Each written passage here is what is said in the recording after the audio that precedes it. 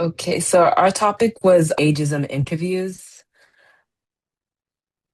Introduction. So the design of many social media apps makes it harder for older adults to navigate. Oftentimes the interface is really complex or the buttons are really small.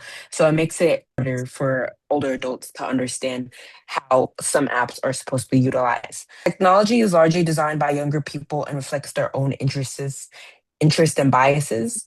And so a digital divide often is created by these biases that don't reflect the needs of older adults. Okay. We chose the topic of ageism and media/technology because we saw that there is a major gap between the younger generation and older generation of adults and their approach to use social media and all types of technologies as well.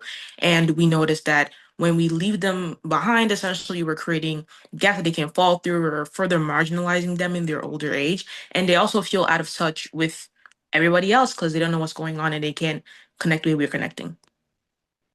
So our five interview questions were centered about media and tech. And number one was, how has technology changed your day-to-day life over the years, and how do you feel about those changes? Two was, do you think the media and tech world is designed with older adults in mind? What would you change if you could? Three, when you see people your age represented in TV, movies, or social media, does it feel accurate to your experience? Why or why not? Four, have you ever felt left behind or frustrated by a new technology or platform?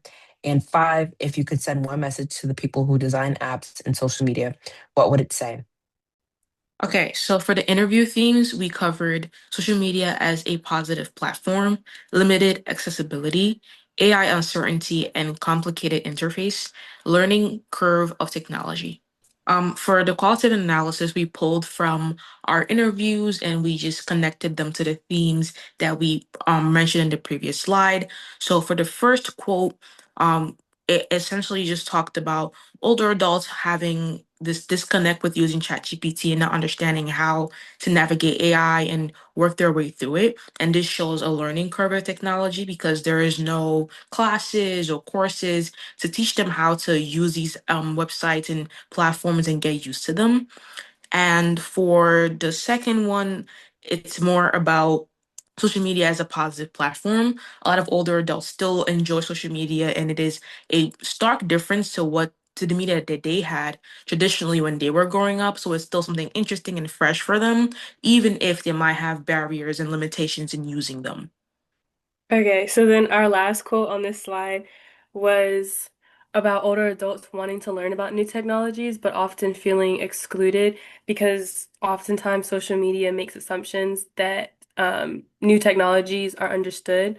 During this interview, the interviewee mentioned like passkeys as an example, and that he didn't understand what a passkey was, but it always comes up. So oftentimes, like older adults want to learn about new technologies, but it's not accessible to them or it's not explained to them in a way that they understand. So yeah, it just focuses on that they have a shared community in exclusion, but they do want to learn about new technologies. And this falls under the themes of limited accessibility and the learning curve of technology. For our quantitative data, we pulled from peer-reviewed articles.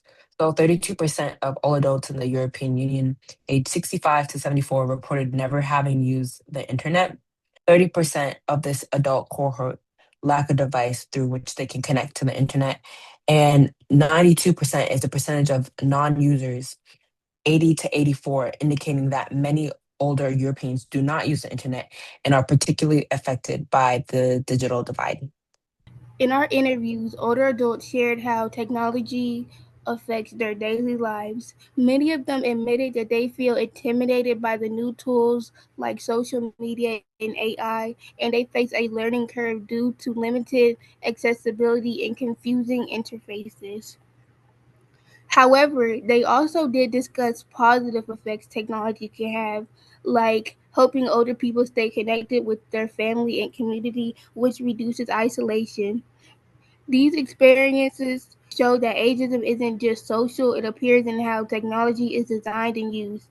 To address this, individually, older adults can take part in digital literacy programs to help build their confidence and skills. By combining these approaches, society can create technology and media that is inclusive, honest, and accessible for all ages.